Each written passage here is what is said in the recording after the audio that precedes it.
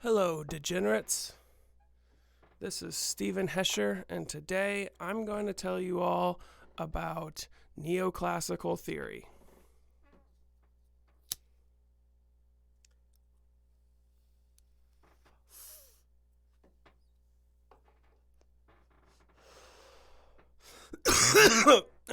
Oh, golly.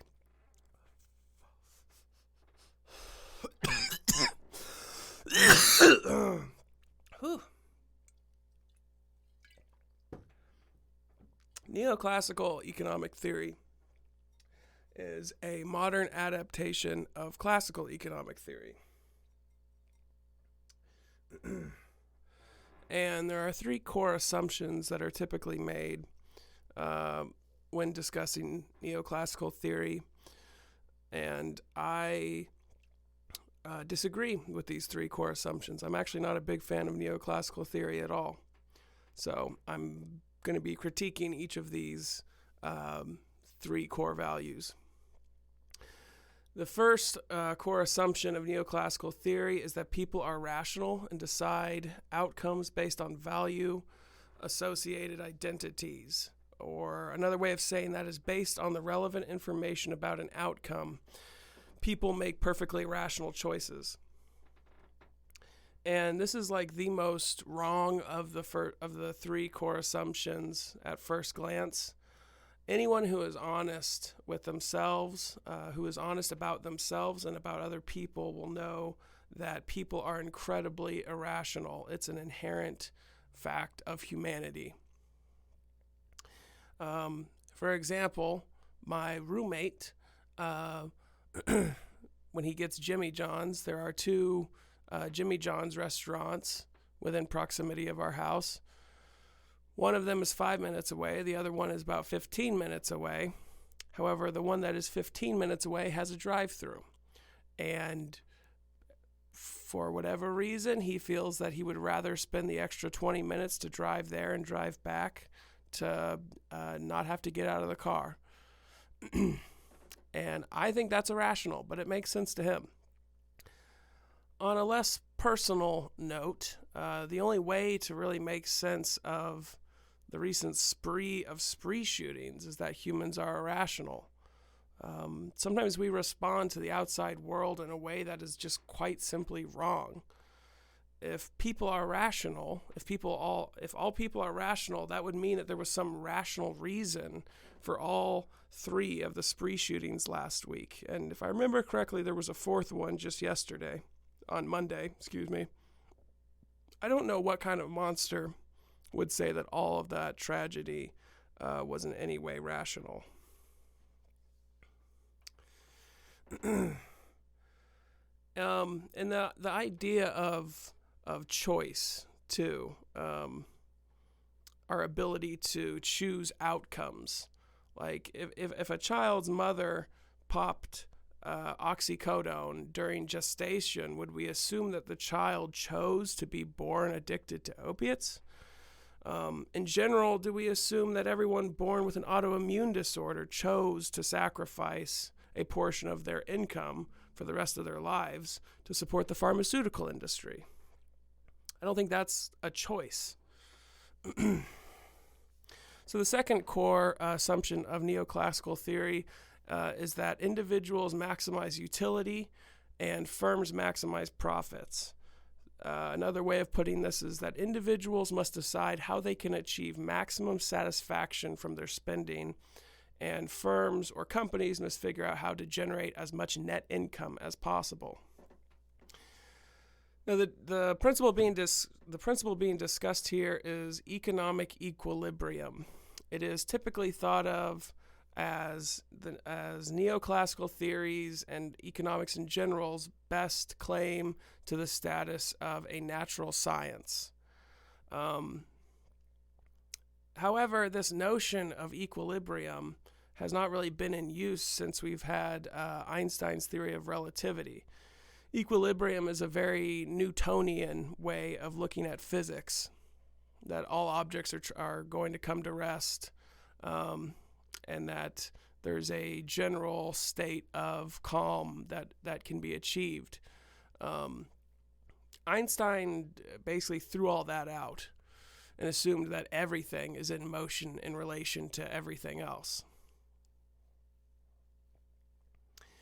So the idea that supply, demand, utility, and profit work together towards equilibrium is purely a projection of an obsolete understanding of physics. It is a projection of the natural sciences on a social science.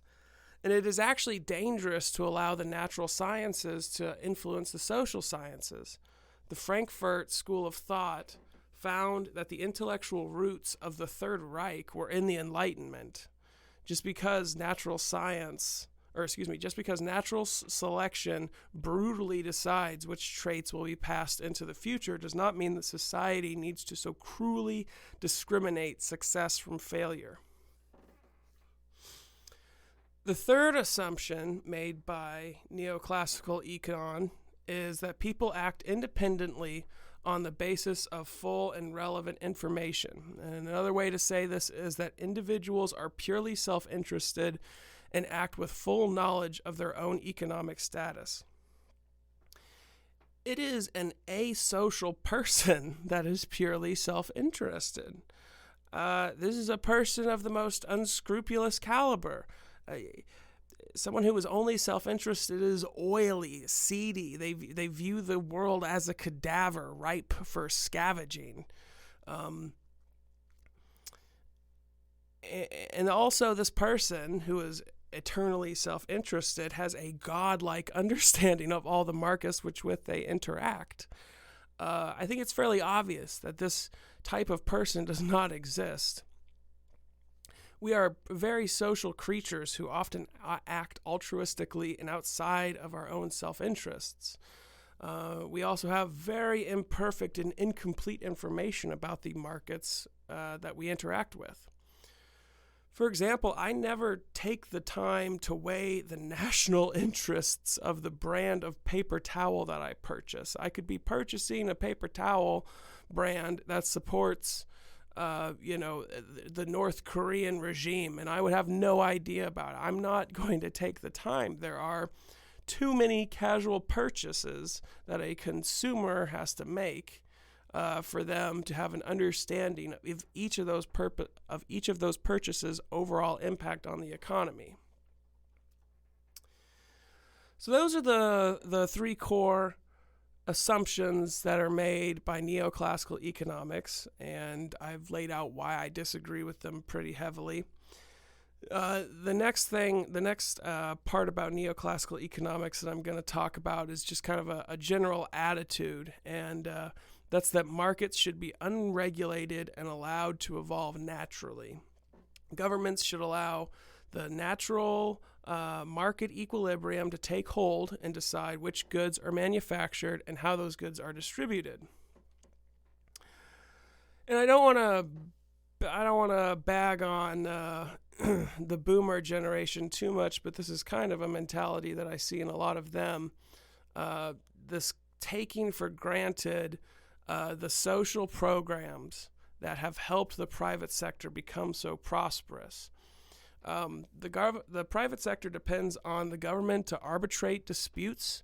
Otherwise, those disputes would be worked out the way they are on the black market, with violence. The private sector depends on the patent system, the U.S. Postal Service, the American highway system. All the bridges and canals that are a part of our public infrastructure support the private sector.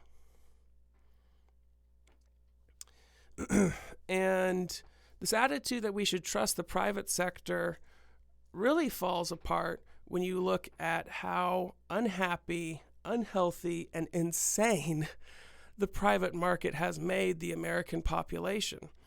If you'd like to learn more about how the suburbs, specifically the burbs, have just done horrors to our population, you could check out Gecko's series. I'll put a link in the description. His series on the burbs is really enlightening.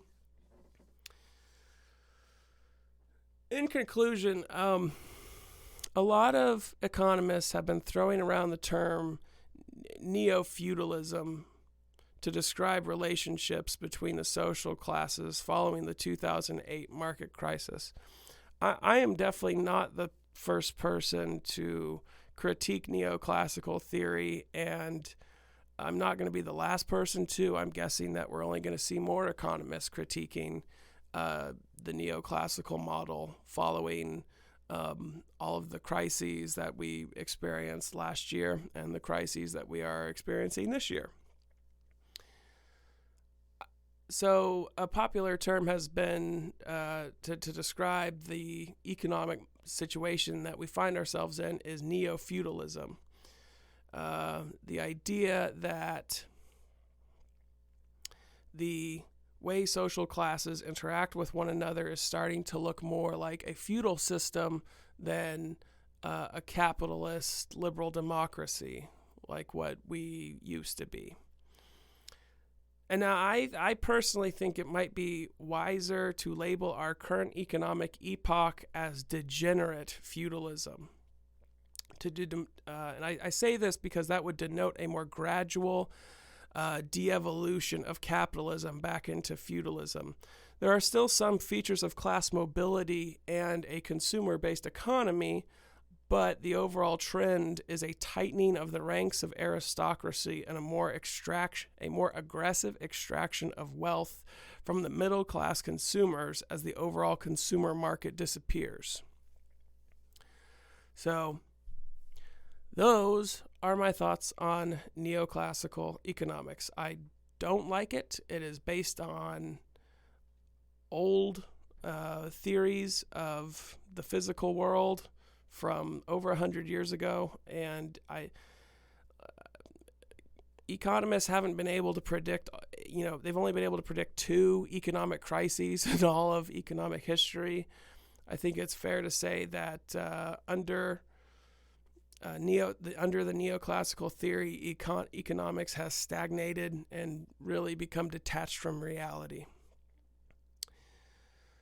So, anyways, this is Stephen Hesher signing off.